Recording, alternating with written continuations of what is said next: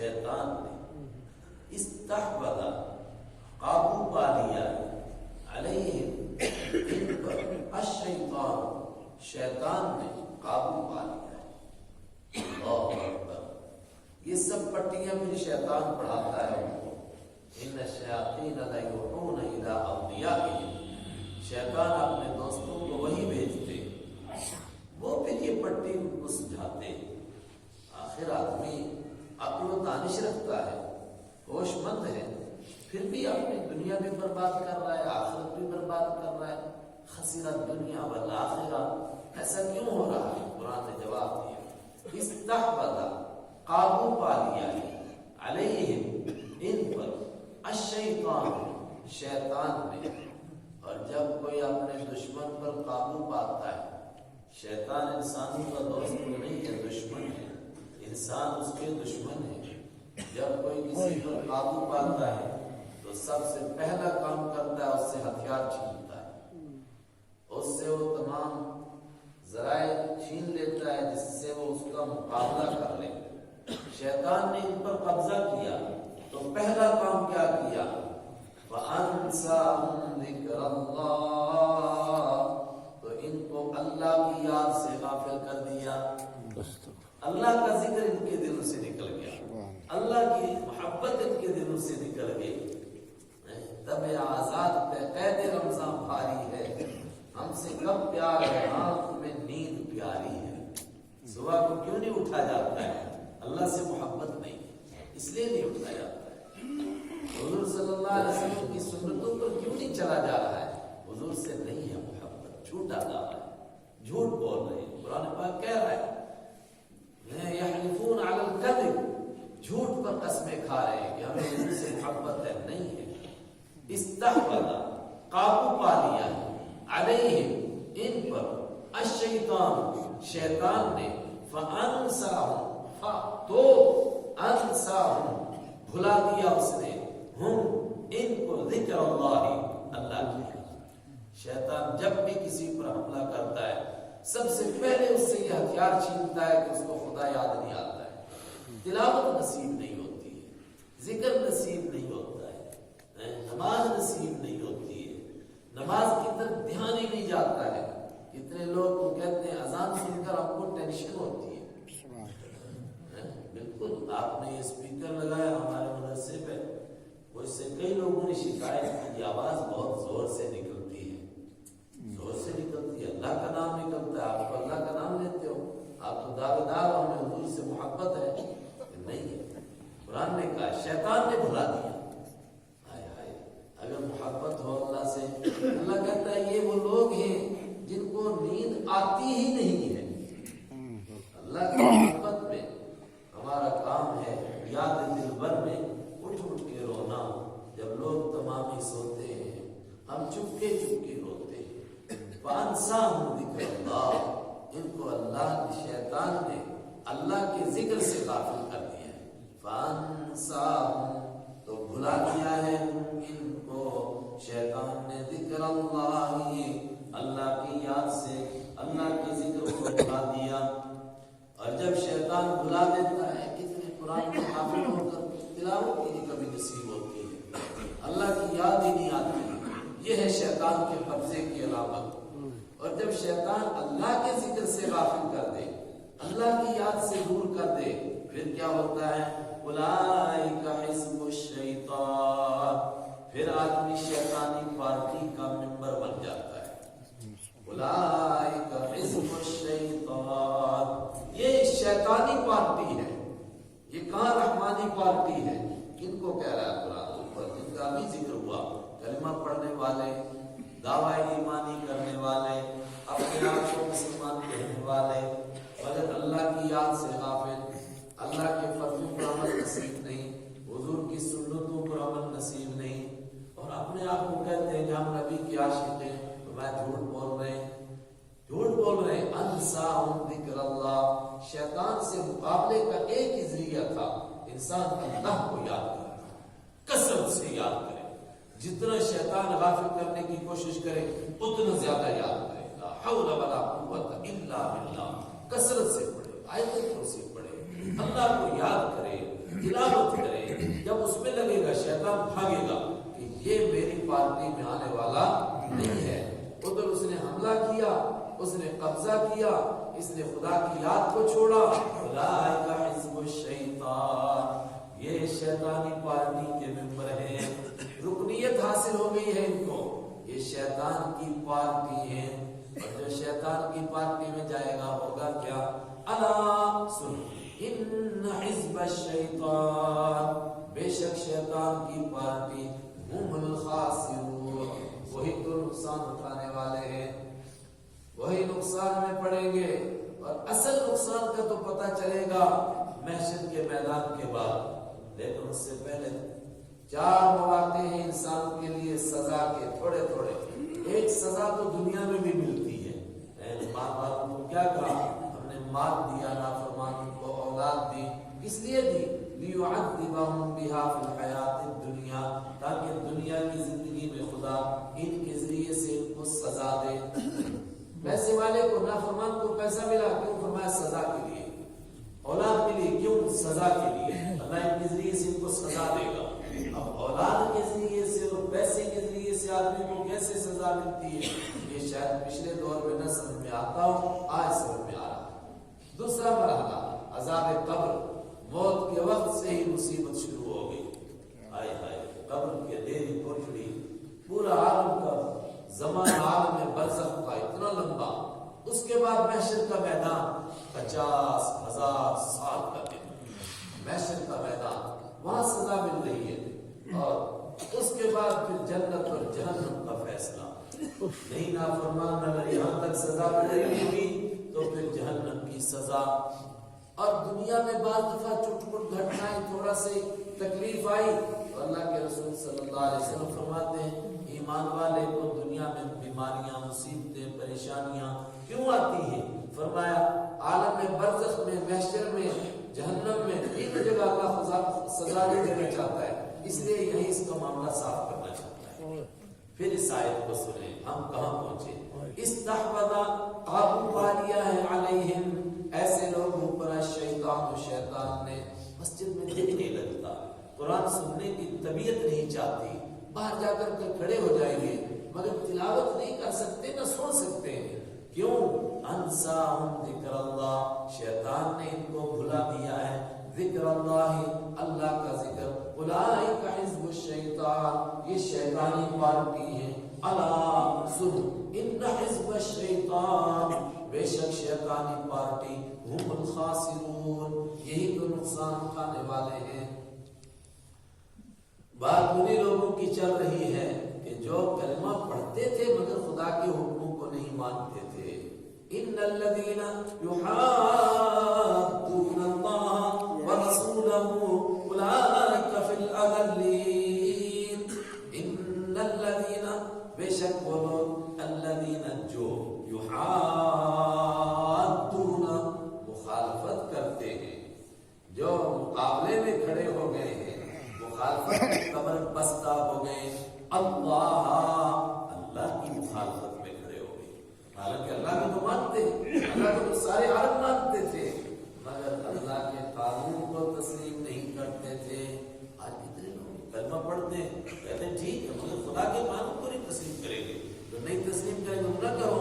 من لم يحكم بما انزل الله فاولئك هم الكافرون، جو خدا کے قانون کے مطابق فیصلہ نہیں کرے گا، قرآن کیا کہتا ہے؟ فاولئك هم الكافرون، یہی تو پکے کافر ہیں۔ ایک جگہ کہتا ہے اولئک هم الكافرون حقا، یہ پکے کافر، حقا، بالکل پکی بات ہے۔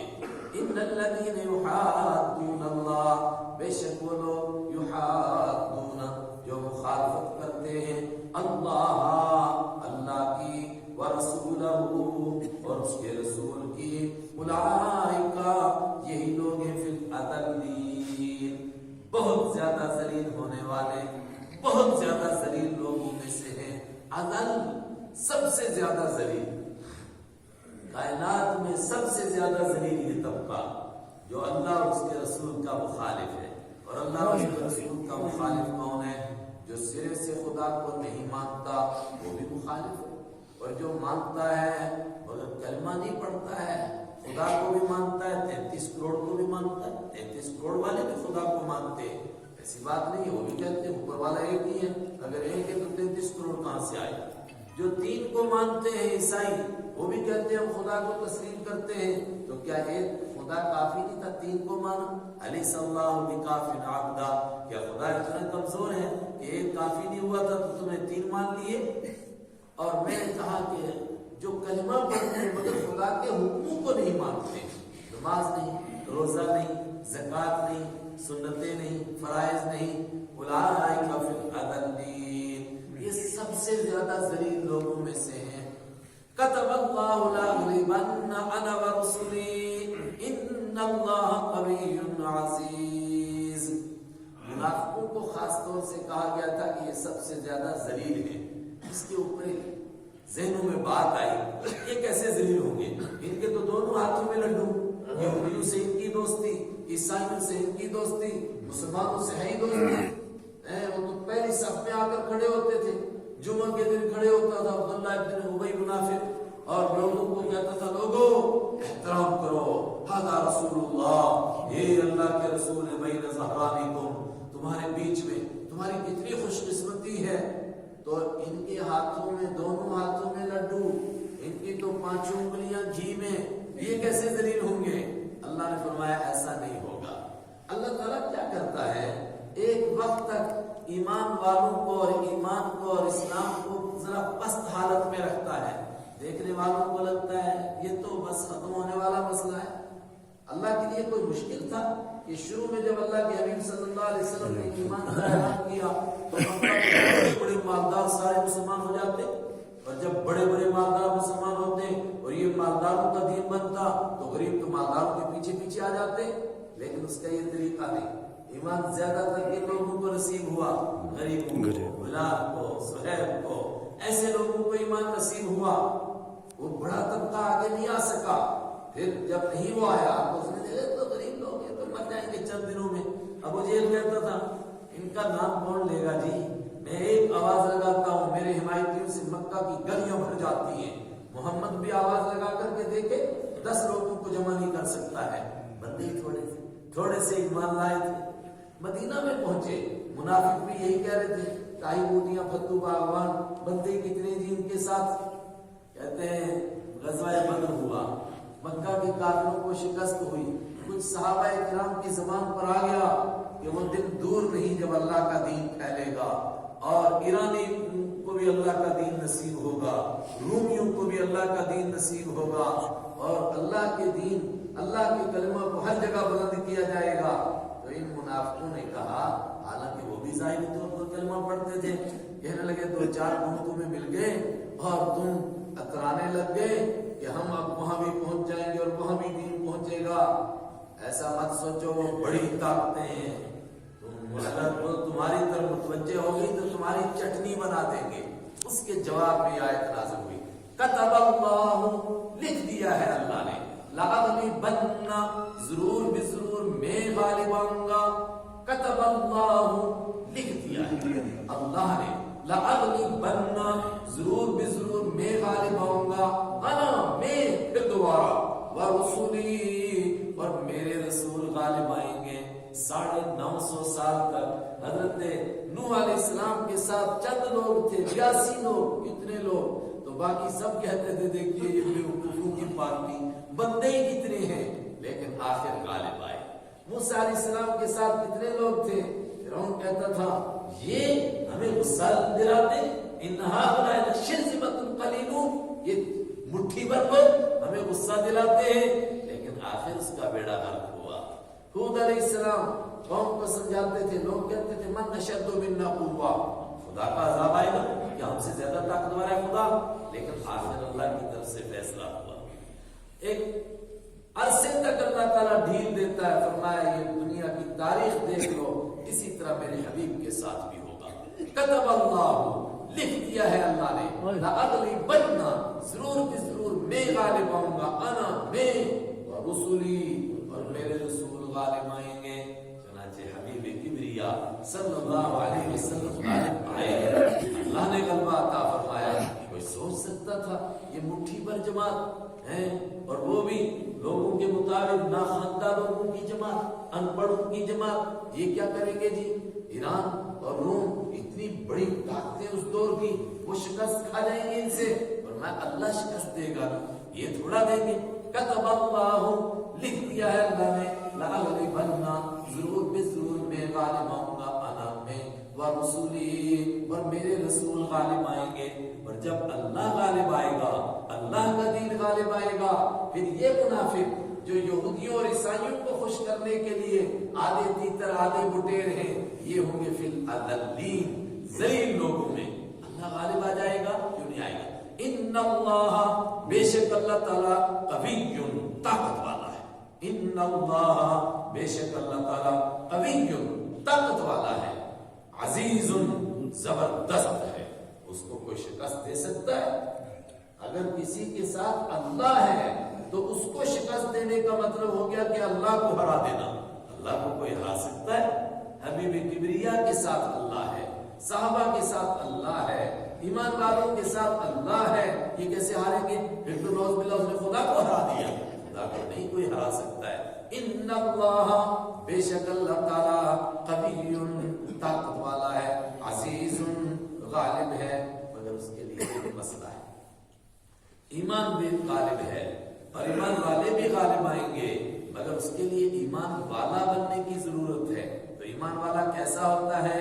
انداز ذرا بدل کر بیان فرمایا.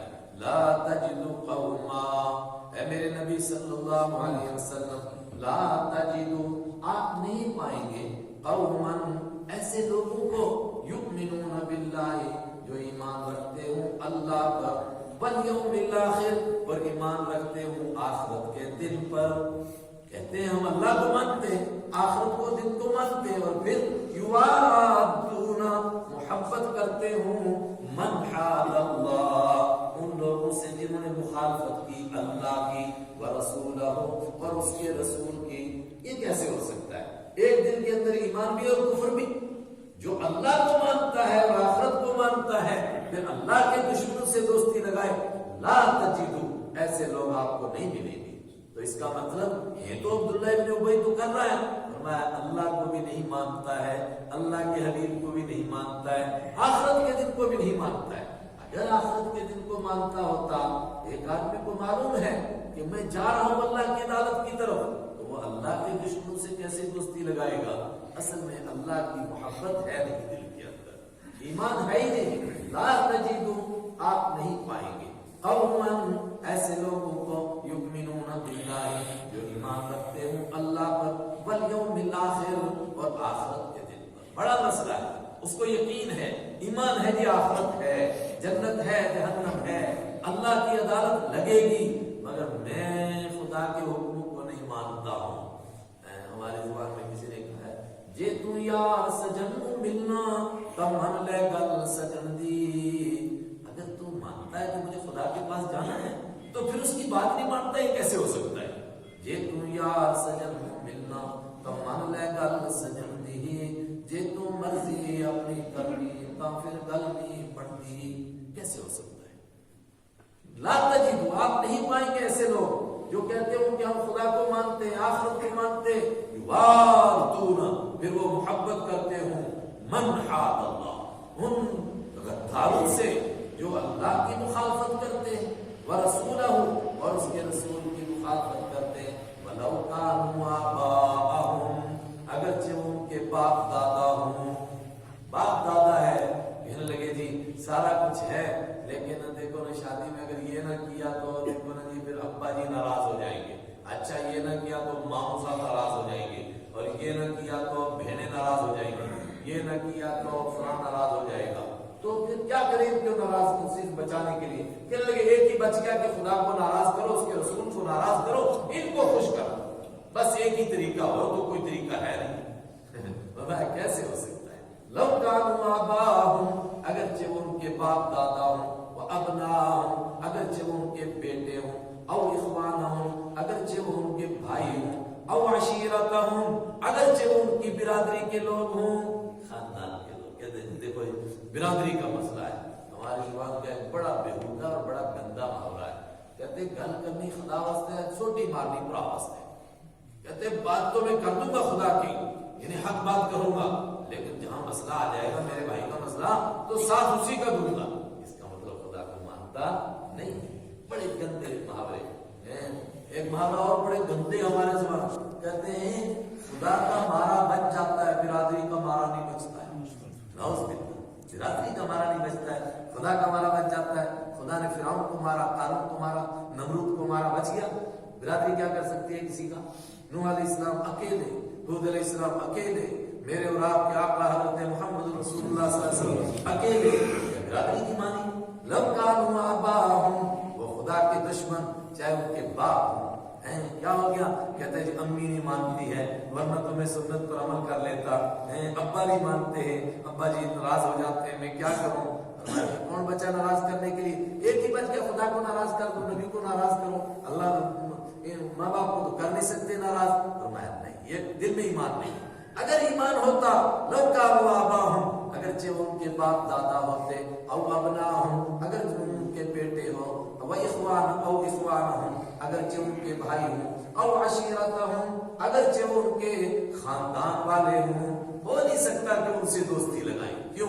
اولئک کتب فی قلوبہم الایمان، یہ وہ طبقہ ہے جن کے دلوں کی تختی پر پتھر کی لکیر کی طرح اللہ نے ایمان کو لکھ دیا ہے.